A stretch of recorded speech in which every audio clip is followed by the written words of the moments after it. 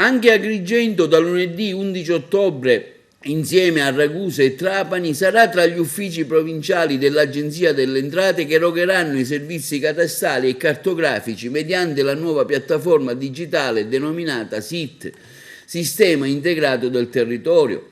A comunicarlo è l'Agenzia delle Entrate, Direzione Regionale della Sicilia. Grazie alla nuova procedura, che ha un'interfaccia più intuitiva, sarà più semplice e veloce consultare i dati catastali. Dopo Agrigento, Ragusa e Trapani, il nuovo sistema verrà progressivamente attivato negli altri uffici provinciali territorio dell'isola.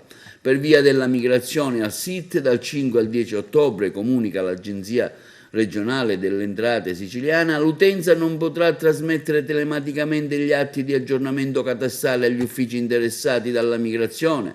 Inoltre, il 7 e 8 ottobre 2021, gli stessi uffici sospenderanno l'erogazione dei servizi per aggiornare il software utilizzato e migrare le banche dati. Nessuna sospensione invece è prevista per i servizi di pubblicità immobiliare che saranno fruibili regolarmente.